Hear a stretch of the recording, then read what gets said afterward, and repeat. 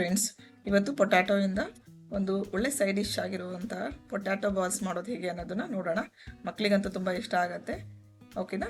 So ಅದಕ್ಕೆ ನಾನು ಒಂದು 1/4 kg ಆಗುವಷ್ಟು ಬಾಯ್ಲ್ಡ್ ಮಾಡಿರೋವಂಥ ಪೊಟ್ಯಾಟೊ ತೊಗೊಂಡಿದ್ದೀನಿ. ಅದಕ್ಕೆ 1 ಸ್ಪೂನ್ ಅಥವಾ 3/4 ಸ್ಪೂನ್ ಮನೆಗೆ ಖಾರ ನೋಡ್ಕೊಂಡು ಹಾಕ್ಕೊಳ್ಳಿ, ಅಷ್ಟು ಚಿಲ್ಲಿ ಪೌಡರ್ ಹಾಕ್ತಾ ಇದ್ದೀನಿ. ಓಕೆ, ಅದಕ್ಕೆ ಮತ್ತೆ ರುಚಿಗೆ ಬೇಕಾಗಿರೋಷ್ಟು ಸಾಲ್ಟ್ ಆ್ಯಡ್ ಮಾಡ್ತಾ ಇದ್ದೀನಿ. ಚಿಲ್ಲಿ ಪೌಡರ್ ಮತ್ತು ರುಚಿಗೆ ಬೇಕಾಗಿರೋ ಸಾಲ್ಟ್, ನೆಕ್ಸ್ಟು 2-3 ಚಿಟಿಕೆ ಆಗುವಷ್ಟು ಅರಿಶಿಣದ ಪೌಡರ್, ಮತ್ತು ಇನ್ನೊಂದು ಇಂಗ್ರೀಡಿಯೆಂಟ್ ಬಂದು ಕಾರ್ನ್ಫ್ಲೋರ್. ಓಕೆನಾ? 1-1.5 ಸ್ಪೂನ್ ಆಗುವಷ್ಟು ಕಾರ್ನ್ಫ್ಲೋರ್. ಇಷ್ಟನ್ನೆಲ್ಲ ಹಾಕಿಬಿಟ್ಟು ಚೆನ್ನಾಗಿ ಸ್ಮ್ಯಾಶ್ ಮಾಡ್ಕೊಳ್ಳೋಣ. ಓಕೆನಾ? ಚೆನ್ನಾಗಿ ಮ್ಯಾಶ್ ಮಾಡಿಕೊಂಡ್ರೆ, ಅದರಲ್ಲಿ ಆಗಿಲ್ಲ ಅಂದರೆ ನಾವು ಕೈಯಲ್ಲಿ ಕೂಡ ಮಾಡ್ಕೋಬಹುದು. ಓಕೆನಾ? ಅದು ಸ್ಮ್ಯಾಶ್ ಮಾಡೋದು ನೀಟಾಗಿ ಆಗ್ತಾಯಿಲ್ಲ ಅಂದರೆ ನೋಡಿ ಈ ರೀತಿಯಾಗಿ ಆಗಿದೆ. ಓಕೆ, ಇದನ್ನು ನಾನೊಂದು 5 ಮಿನಿಟ್ಸ್ ಅಥವಾ 5-10 ಮಿನಿಟ್ಸ್ ಆಗುವಷ್ಟು ಟೈಮ್ ನಾನು ಫ್ರಿಜ್ಜಲ್ಲಿ ಇಡ್ತಾ ಇದ್ದೀನಿ ಫ್ರೆಂಡ್. ನೋಡಿ, ಫ್ರಿಜ್ಜಿಂದ ಇಟ್ಟು ತೆಗೆದ್ಮೇಲೆ ಈ ರೀತಿಯಾಗಿ ಕಾಣಿಸ್ತಾ ಇದೆ.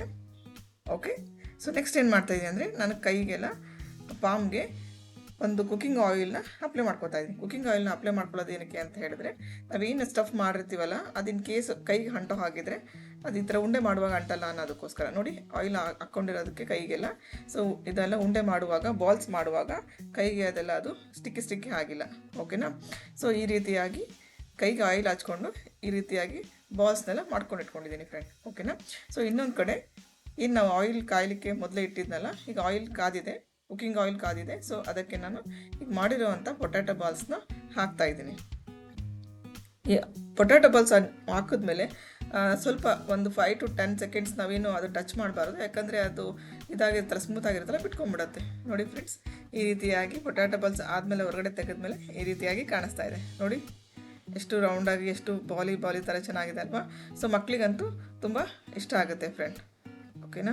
ಸೊ ಈ ರೀತಿಯಾಗಿ ಮನೆಯಲ್ಲೇ ಮಾಡೋದ್ರಿಂದ ಹೊರಗಡೆಯಿಂದ ತರೋವಂಥ ಒಂದು ಫುಡ್ ಕೂಡ ನಾವು ಅವಾಯ್ಡ್ ಮಾಡಬಹುದಾಗಿದೆ ಅಲ್ವಾ? ಈಗೆಲ್ಲ ಮೆಕ್ಡೊನಾಲ್ಡ್ಸಲ್ಲೆಲ್ಲ ಹೋಗ್ತೀವಲ್ವಾ, ಅಲ್ಲೇನೇನು ಇಂಗ್ರೀಡಿಯೆಂಟ್ಸ್ ಹಾಕಿರ್ತಾರೋ ಗೊತ್ತಿರಲ್ಲ ಅಲ್ವಾ? ಹಾಗಾಗಿ ಮನೆಯಲ್ಲೇ ಮಾಡೋದು ಬೆಟರ್ ಆಗಿರುತ್ತೆ.